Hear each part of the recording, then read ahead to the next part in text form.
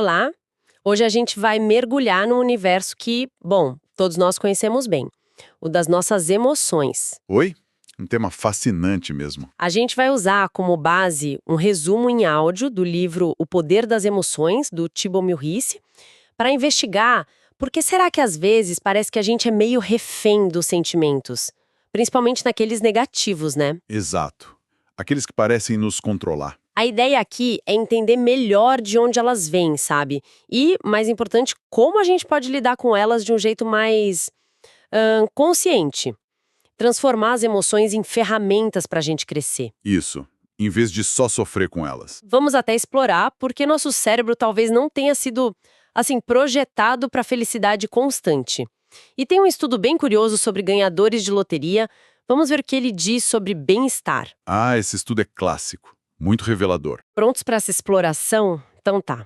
Ok, vamos começar a desembrulhar isso. Para começar, por que essa nossa tendência por negativo parece tão forte, hein? O material aponta direto para a biologia do cérebro. Exatamente. É um mecanismo de sobrevivência, sabe? Bem antigo. Nosso cérebro evoluiu com um foco muito aguçado em detectar perigo.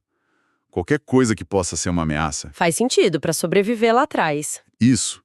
E explica por que um evento negativo, mesmo algo social, tipo medo de rejeição, que hoje raramente é ameaça real de vida, né?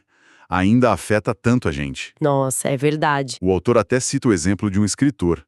Pode receber, sei lá, centenas de elogios, mas uma única crítica negativa, pronto, derruba o cara. Caramba! É o cérebro primitivo ali, ó, reagindo como se a vida estivesse em jogo.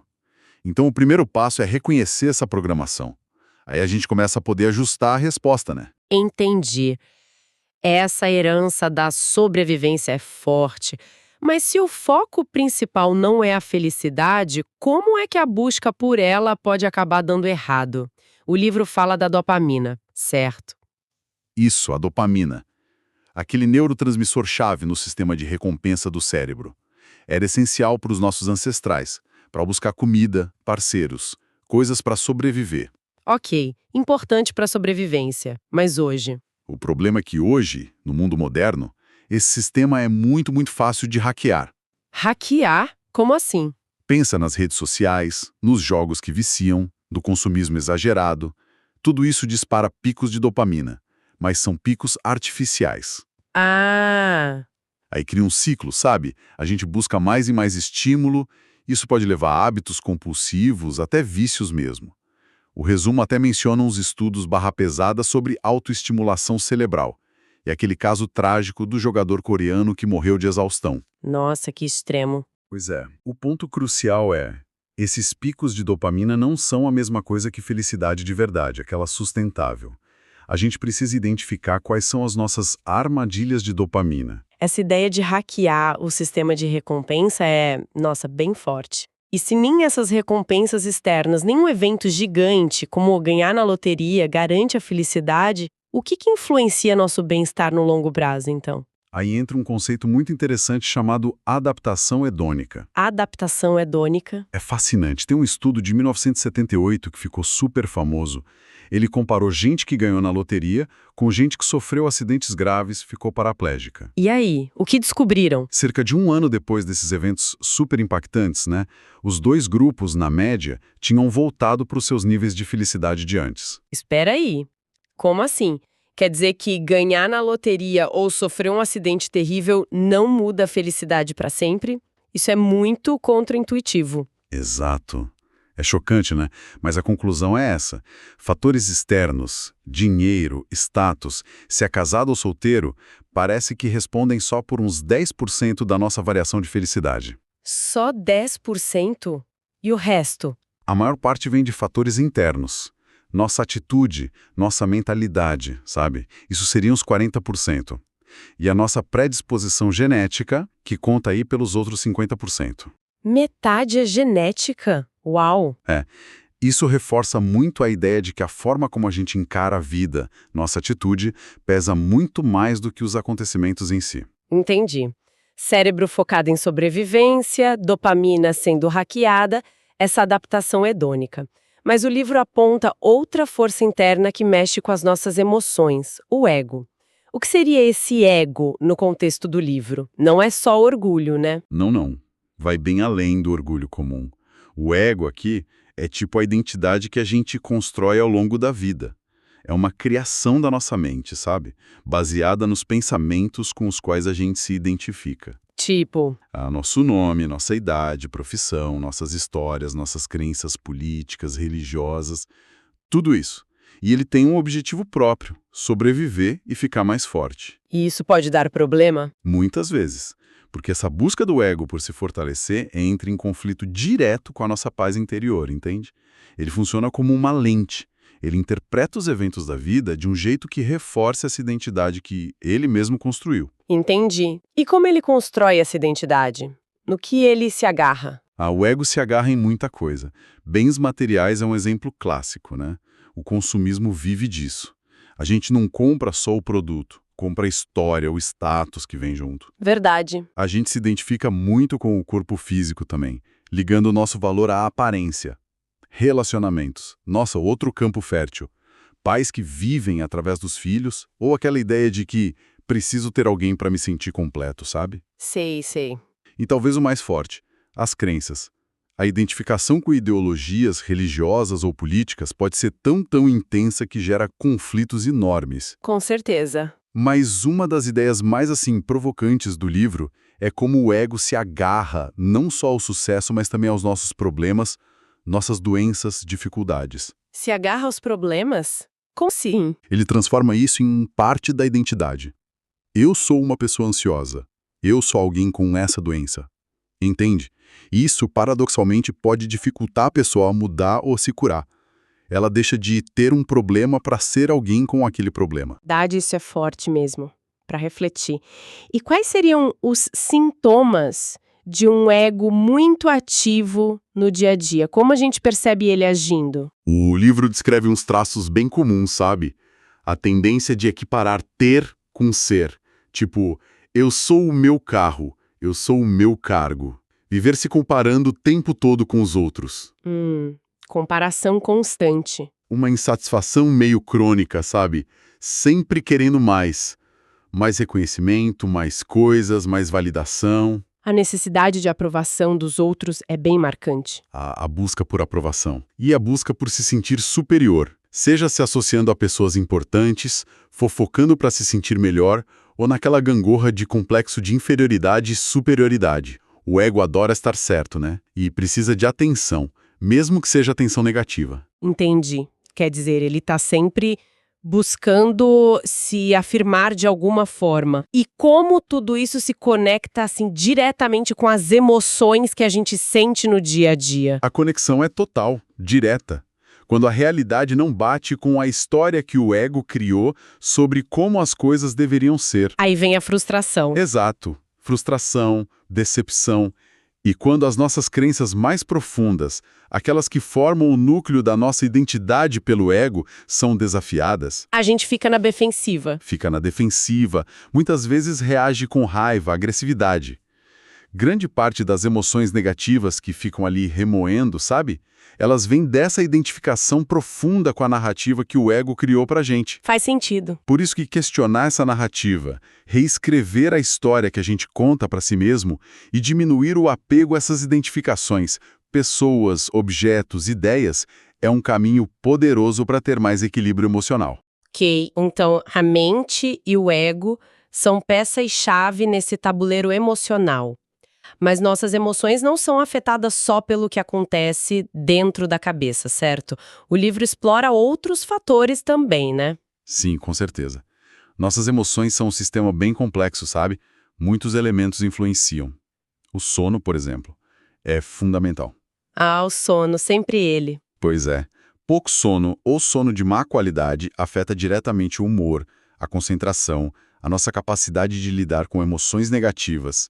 Está ligado a mais ansiedade, depressão, até uma menor capacidade de sentir prazer. Caramba! E o que a gente pode fazer? Coisas às vezes simples, né? Manter o quarto escuro, evitar telas, celular, tablet antes de dormir por causa da luz azul que atrapalha a melatonina, podem fazer uma diferença enorme. E o corpo? O livro fala do corpo também. Fala. E aqui a coisa fica muito interessante. A nossa postura corporal pode de fato alterar nossos sentimentos. Jura? Como assim? Tem aquela pesquisa famosa da Amy Cuddy sobre as power poses, as posturas de poder. Ela mostrou que adotar posturas mais expansivas, tipo super-herói, por só 2 minutos já pode aumentar a testosterona, que está ligada à confiança, e diminuir o cortisol, o hormônio do estresse. 2 minutos só? Que incrível! É. E aquela ideia de fingir até conseguir, tipo forçar um sorriso para se sentir um pouquinho melhor, tem base científica também. O corpo influencia a mente. E exercício físico entra aí também? Ah, fundamental. Exercício físico é crucial. Tem estudos importantes, como um feito lá na Duke University, que mostraram que exercício regular pode ser tão eficaz quanto antidepressivo para casos de depressão leve a moderada, e ainda ajuda a prevenir recaída. Sério? Tão eficaz quanto remédio? Para certos casos, sim, e não precisa ser atleta. Coisas simples, como caminhar uns 30 minutos algumas vezes por semana, já trazem um benefício enorme para o humor. Essa conexão corpo-mente é sempre surpreendente de ver na prática. E quanto aos nossos pensamentos e palavras? Como eles entram nessa equação toda? São cruciais também. Como vários pensadores dizem, e o material reforça, nossos pensamentos tendem a criar a nossa realidade percebida, né? A forma como a gente vê o mundo. Exato. Práticas como a meditação ajudam muito.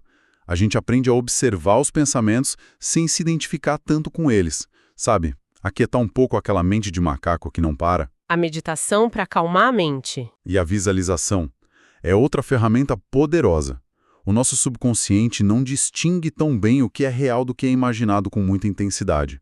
Então, a gente pode ensaiar sentir emoções positivas. Interessante isso. E as palavras? As palavras que a gente usa têm poder também. Trocar um vou tentar fazer por um vou fazer pode realmente aumentar a sensação de confiança, de capacidade. O livro até sugere usar afirmações positivas. Afirmações, tipo, eu sou capaz. Isso, ditas com convicção, repetidas, podem ajudar a reprogramar crenças que limitam a gente. É uma forma de direcionar a mente. E a respiração, você mencionou antes. A respiração é outra ferramenta super acessível e muito subestimada. A maioria de nós respira de forma muito superficial, curta. Isso afeta a nossa energia, nosso humor. Nem percebo como respiro, acho. Pois é. Aprender a respirar de forma mais lenta, mais profunda, usando o diafragma, pode acalmar o sistema nervoso quase que instantaneamente. Por outro lado, tem respirações mais rápidas, controladas, que podem dar energia. Vale a pena explorar. Respiração, mais uma ferramenta. E o ambiente ao nosso redor. As pessoas, os lugares, isso influencia muito. Influencia demais. Estar cercado o tempo todo por negatividade, seja de pessoas reclamando, seja de noticiário pesado, drena a nossa energia emocional, né? Com certeza. Suga a energia. Um ambiente de trabalho caótico ou mesmo a nossa casa desorganizada também pesa. Às vezes, pequenas mudanças fazem diferença. Organizar a mesa, limitar o tempo com aquela pessoa que só te deixa para baixo, sabe? Reduzir o consumo de notícias ruins. Pequenas mudanças com grande impacto. Exato. E a música? O livro menciona a música como outra ferramenta poderosa e super acessível para mudar o estado de espírito. Criar umas playlists para diferentes momentos, para animar, para relaxar, pode ser bem útil. Boa dica das playlists. Bom, entendido. Cobrimos as bases de como as emoções funcionam, o que influenciam. Agora, a parte que todo mundo quer saber, né? Como a gente lida com elas na prática, especialmente as difíceis, e como cultivar mais bem-estar. O livro traz alguma fórmula para entender como uma emoção fica forte? Traz sim. Uma fórmula bem direta e interessante. Interpretação plus identificação plus repetição igual emoção forte. Interpretação, identificação, repetição. Como funciona isso? Funciona assim. Primeiro, a gente interpreta um evento ou um pensamento. A gente dá um significado para aquilo, baseado na nossa história, nas nossas crenças, na nossa lente pessoal. Ok, a interpretação. Depois, a gente se identifica com essa interpretação. A gente acredita nela como se fosse a verdade sobre a situação ou sobre nós mesmos. Acreditar na história. Indo, repassando a história. E isso dá força, dá espaço para a emoção crescer e se instalar. Entendi. O ciclo. Interpreta, acredita, repete. E a emoção cresce. Isso. E é importante notar a distinção que o livro faz. Tem as emoções de sobrevivência, tipo um medo súbito de um perigo real, um carro vindo na sua direção. Essas são rápidas e instintivas. Certo. E tem as emoções criadas pela mente. Preocupação com o futuro, ressentimento por algo que aconteceu lá atrás, vergonha por um erro cometido. Essas, que são baseadas em histórias mentais, tendem a durar muito, muito mais tempo. Ah, essas são as que pegam mesmo. Exato. Mas a boa notícia dessa fórmula, I plus I plus R, é que se você conseguir quebrar um dos elos dessa corrente, Mudar a interpretação, por exemplo. ou parar de se identificar tanto com aquele pensamento, ou simplesmente interromper a repetição mental, a emoção perde força, ela não se sustenta da mesma maneira. Quebrar a corrente. Faz todo sentido. Como a gente pode, então, começar a mudar a nossa interpretação dos fatos? Que é o primeiro elo, né? O ponto de partida, segundo o livro, é olhar para as nossas premissas, as nossas suposições sobre como a vida deveria ser. Muitas vezes, a gente tem um monte de regras internas que nunca parou para questionar. Regras tipo. Tipo, problemas são ruins e têm que ser evitados a todo custo. Ou, eu deveria estar sempre saudável, nunca ficar doente. Ou, eu preciso encontrar um parceiro para ser feliz de verdade. Crenças bem comuns mesmo. Exato. O livro convida a gente a questionar essas regras. E se os problemas forem, na verdade, oportunidades de aprendizado? E se a saúde for uma bênção para a gente apreciar quando tem, e não um direito garantido o tempo todo? Mudar a perspectiva sobre a regra? Isso. Reconhecer e reavaliar essas crenças profundas abre espaço para a gente interpretar os mesmos eventos de uma forma completamente diferente. E se a interpretação muda, a emoção que vem junto também muda. No fundo, a nossa experiência da vida é muito moldada pela interpretação que a gente dá para ela. Ok, mudar a interpretação questionando as premissas, as regras internas. E como trabalhar a parte de parar de se identificar e de repetir? Como soltar a emoção quando ela já está ali, presente e incomodando? Reprimir não adianta, né? A gente já sabe que isso só empurra a emoção para debaixo do tapete e ela volta mais forte depois. A chave, como o livro aponta, é liberar. Liberar? Mas como? O primeiro passo é a consciência corporal. Onde você está sentindo essa emoção no corpo? É um aperto no peito? Um nó na garganta? Só notar a sensação física já ajuda a criar uma distância. Perceber no corpo. Ok, e depois? Depois o livro sugere algumas abordagens. Uma é observar a distância, sentir a sensação física da emoção, sem se prender na história mental que está vindo junto com ela. Tipo, ok, tem uma sensação aqui, mas eu não preciso acreditar na história que a minha mente está contando sobre ela. Observar sem se envolver na história. Outra é a desidentificação. Lembrar constantemente, eu não sou minhas emoções. Elas são como nuvens passando no céu da consciência. São temporárias. Dizer estou sentindo tristeza é muito diferente de dizer eu estou triste. Percebe a diferença? Sim, uma é um estado, outra é a identidade. Faz diferença. Muita, e para a liberação consciente mesmo, o livro menciona o método Sedona. Basicamente, ele ajuda a gente a investigar por que estamos nos apegando àquela emoção. Se apegando à emoção, mas a gente não quer se livrar dela. Às vezes, inconscientemente, a gente se apega. Talvez a emoção faça parte da nossa identidade, sou uma pessoa preocupada. Talvez a gente tenha um certo vício naquele sentimento ou medo do vazio se a emoção for embora. Entendi. Pode ter um ganho secundário ali. Pode. O método usa perguntas simples, tipo: eu poderia permitir que essa emoção estivesse aqui só por um momento? Ou eu poderia deixar essa emoção ir? Responder honestamente, sem se forçar a nada, já começa a dissolver o apego. A ideia não é lutar contra a emoção, é permitir que ela esteja ali e, então, escolher conscientemente soltar. Entendi. Não lutar, mas observar, desidentificar e escolher liderar. Muito bom. E pro outro lado da moeda, como a gente pode gerar mais emoções positivas de forma intencional, criar mais bem-estar? Através do que o livro chama de condicionamento mental. A ideia é bem simples, na verdade.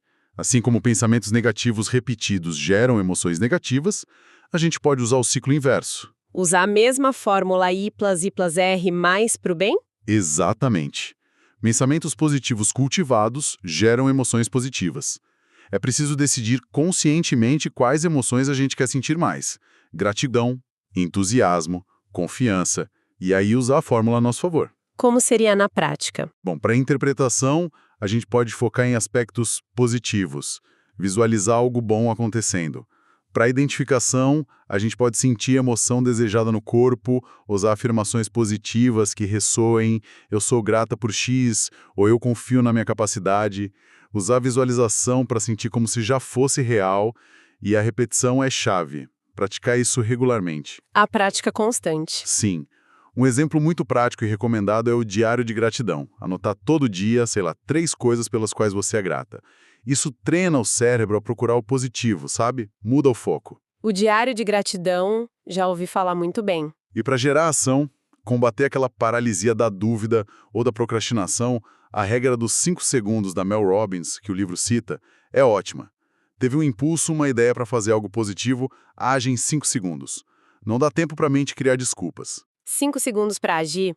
Gostei. O segredo, tanto para liberar o negativo quanto para cultivar o positivo, é começar pequeno e ser consistente. Não adianta querer mudar tudo de uma vez. Condicionamento mental. Usar a fórmula I+I+R para o bem. Muito interessante. Mas e quando a mente está muito agitada, sabe? E mudar o pensamento parece impossível naquele momento?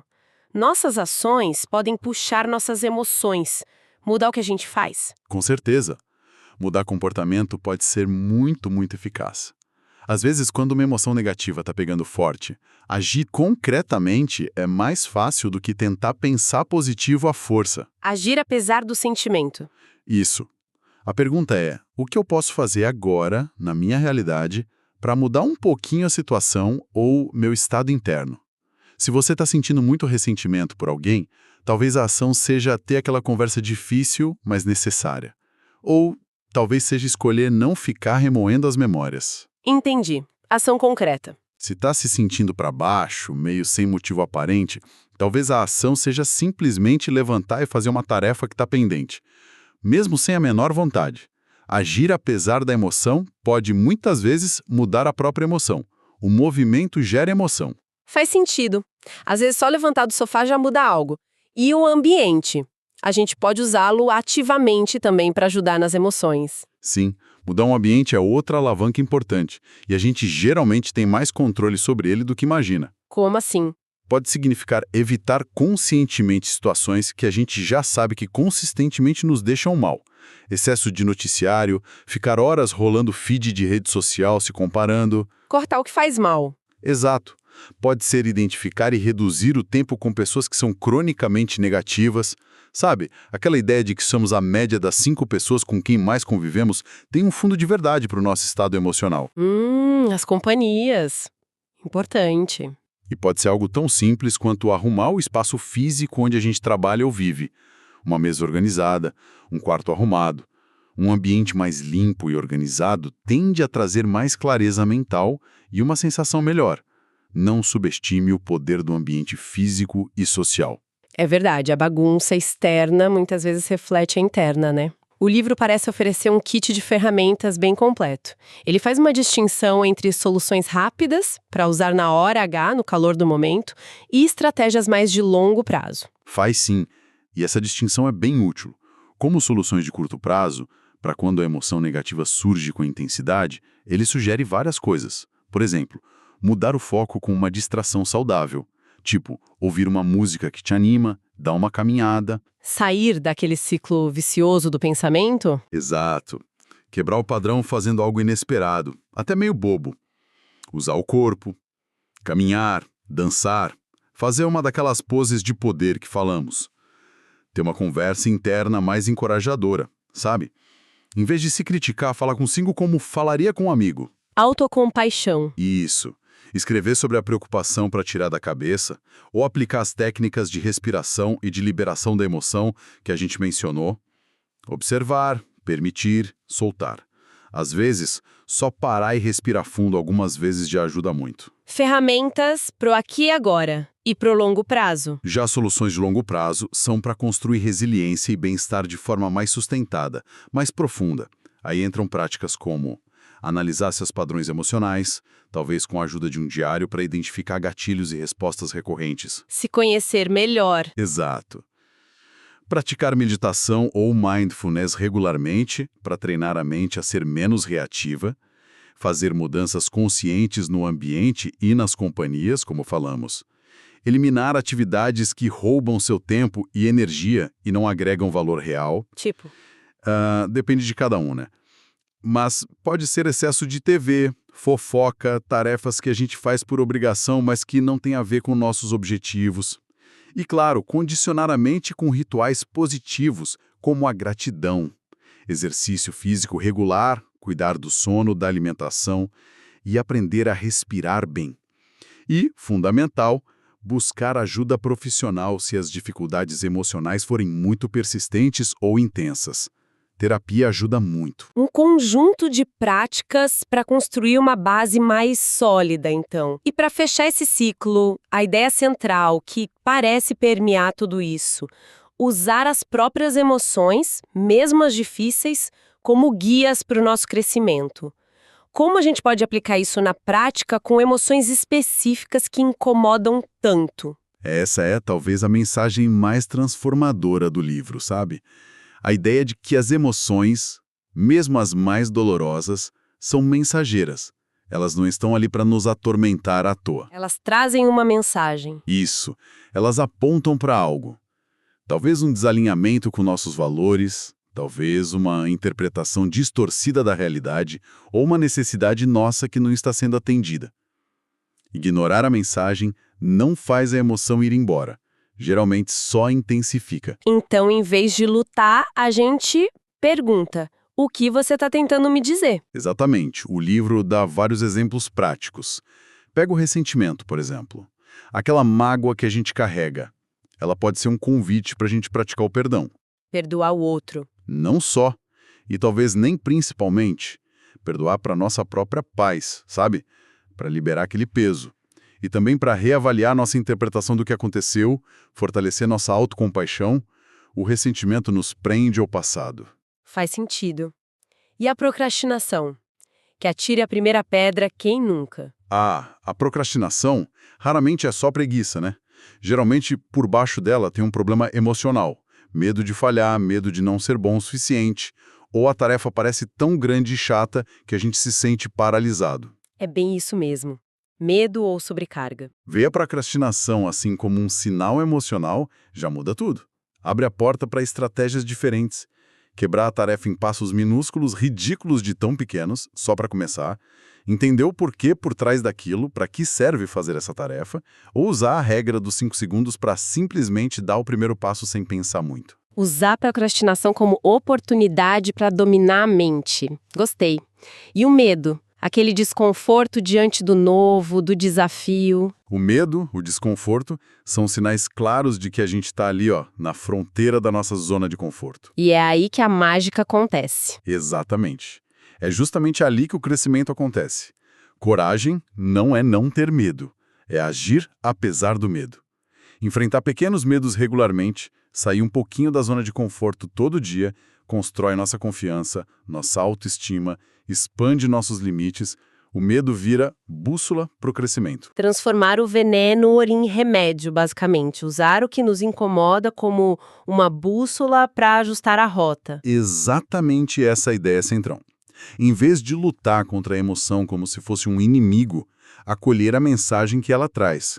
E usar essa informação valiosa para ajustar nossa rota, seja mudando nossa interpretação, nosso comportamento ou nosso ambiente. As emoções viram aliadas no nosso desenvolvimento. Que exploração rica é essa, hein? Recapitulando um pouco, a grande mensagem que fica para mim é que as emoções, por mais intensas e difíceis que possam parecer às vezes, elas não precisam ser nossas mestras, né? Não precisam nos dominar. De jeito nenhum. Elas são complexas, sim, claro, mas a gente pode entender melhor os mecanismos por trás delas. Aquele viés de sobrevivência do cérebro, o papel do ego com suas histórias, a fórmula da interpretação plus identificação plus repetição. Compreender esses mecanismos já tira muito do poder que elas parecem ter. E aí, usando as ferramentas certas que a gente conversou, usar o corpo, as palavras, os pensamentos de forma consciente, ajustar o ambiente, praticar a liberação, o questionamento das premissas, a gente pode navegar por elas com muito mais consciência, mais equilíbrio. Isso mesmo. O ponto central é essa capacidade de observar sem ser totalmente dominado pela emoção. Lembra sempre, nós não somos nossas emoções. Elas são estados passageiros, são informações, são mensageiras. Nuvens passando no céu. Exato. Ao aplicar essas técnicas, a gente recupera a nossa agência, o nosso poder de escolha sobre como responder à vida emocional. A gente deixa de ser puramente reativo para ser mais responsivo, mais intencional. Muito bom. Fica então uma reflexão final, inspirada aqui no material que a gente explorou. Pense numa emoção negativa que costuma te visitar com frequência. Da próxima vez que ela aparecer, em vez de lutar contra ela ou se afogar nela, experimente perguntar, com curiosidade, o que será que essa emoção está tentando comunicar insistentemente sobre uma necessidade minha que não está sendo atendida, ou sobre uma história pessoal que talvez precise ser reescrita? Uma ótima pergunta para levar para a vida. Fica a reflexão. Até a próxima! Até!